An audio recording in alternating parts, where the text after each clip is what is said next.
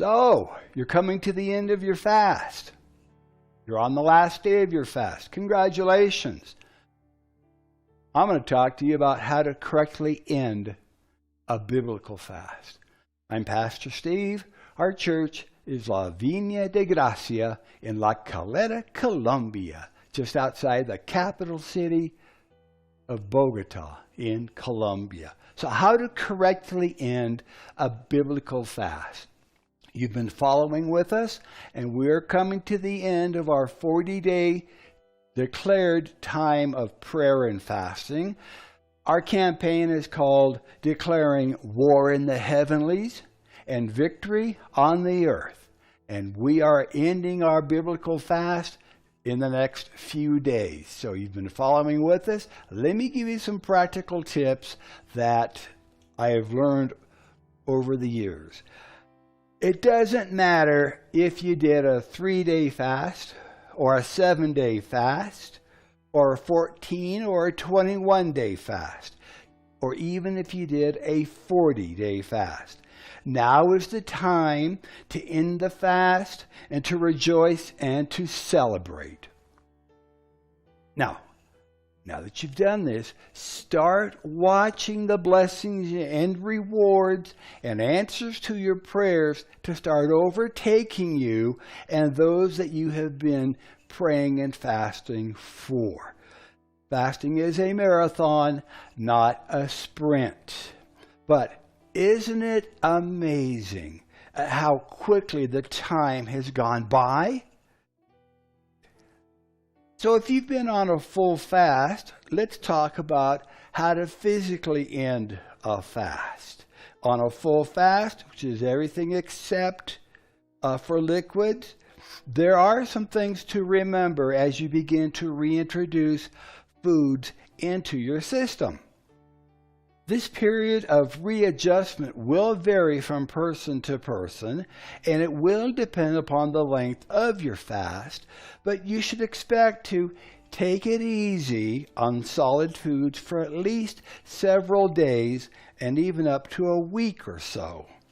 The longer your fast has been, the longer you should wait to come back into a full solid food regimen.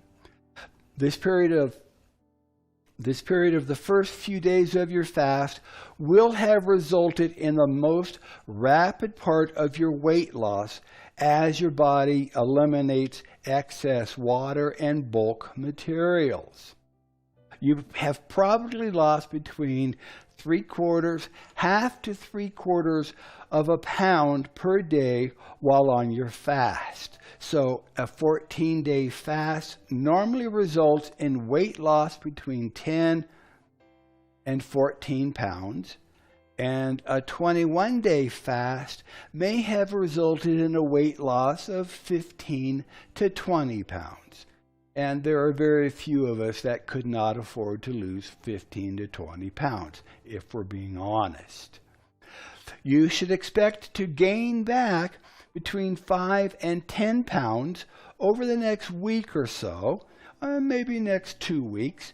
And by carefully monitoring your caloric intake, you can maintain a healthy body weight once again. Your stomach has been slowly shrinking, and by the end of your fast, the stomach's capacity is not as large as it was before you started. You might be surprised to find that it does not take a lot of food to fill it up. In fact, you might find that your pre-fast grazing habits and emotional feeding no longer exists. So why reintroduce bad habits now that you've completed your fast? The organs in your body that are usually involved in processing and digesting the food have taken a rest and will wake up gradually as you begin to eat solid foods once again.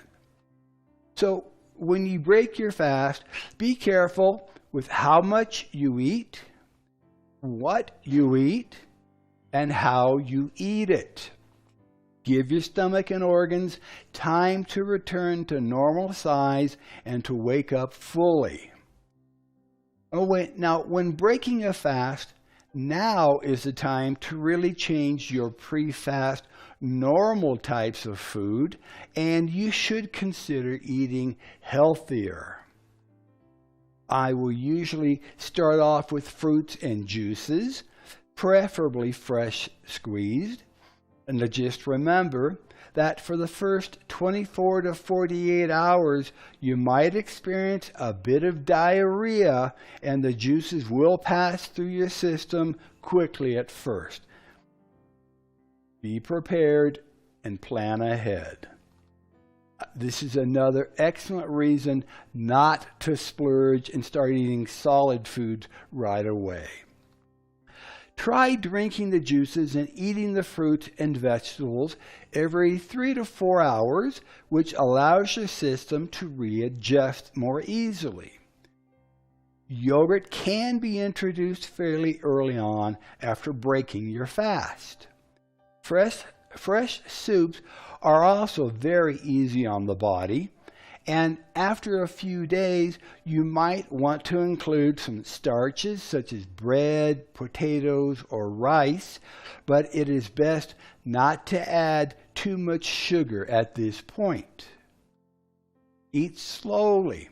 Chew your food thoroughly. Chew your food well so that it is introduced to your stomach in a liquid form. As you feel full, stop eating. And as tempting as it might be, do not break your fast with highly processed foods such as McDonald's French fries or hamburgers. Now, if you had been fasting for a longer period of time, the food will not taste the same as you remembered. And after all the hard work and efforts, why toss it aside with junk food? So, how can you win your fast spiritually? Well, even though you can rest physically, now is not the time to rest spiritually. Let me say that again. This is an important point. Even though you can rest physically, now is not the time to rest spiritually. Now, here's what I mean by that.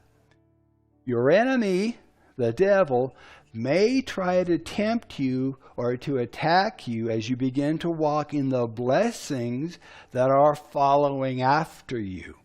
Not only are they following after you, they are overtaking you. James chapter 4, 7 and 8 instructs us to submit yourselves therefore to God. Resist the devil and he will flee from you. Draw nigh to God and God will draw nigh to you. Even Jesus, after his 40 days of fasting and prayer time in the wilderness, he was tempted by Satan. And you can read that in Matthew chapter 4, Mark chapter 1, and Luke chapter 10. In other words, you should expect to be tested in your faith and resolve. 1 Peter chapter 5, verses 8 and 9 tells us that Satan is like a roaring lion, seeking whom he may devour. But remember, Satan is only like a roaring lion, and in reality has lost power over your life as a result of your fast. Throughout your fast, you have been consecrating your life and focusing on the things of Jesus. And your spiritual ears have become more alert and sensitive to hearing and responding to the voice of the Holy Spirit. Now you are alerted to even the smallest of sins and disobedience in your life that will grieve the Lord and that will try to keep you away from his presence. Satan will try to convince you that Now you're spiritually mature. You have arrived. That it would be okay for you to go back to those areas of disobedience and sin. It would be a very subtle attack and will not even seem like it's happening. But be alert. Be disciplined and be intentional in your pursuit of the Lord. Now, as you have now finished your time of fasting, this would be an excellent time to give a celebration offering to the Lord. This offering should be something that is of importance to you, and it can be a financial offering or a time offering or even an offering of service and dedication to Jesus. Congratulations once again. You have run the race to win, and you can expect your prayers to be answered fully, completely, and publicly. Be sure to continue in your consecration and dedication. Do not let go of the spiritual momentum that you now have. Be sure to continue in prayer daily as you seek the Lord in all areas of your life, and consider making fasting a part of your spiritual consecration. Even if you decide to fast for 3 days every month, make it a declared time of fasting and prayer, and make it a matter of spiritual importance. May the Lord continue to bless you, to protect you, to prosper you as you continue to follow hard after Him. I'm Pastor Steve, and we'll see you next time. God bless you.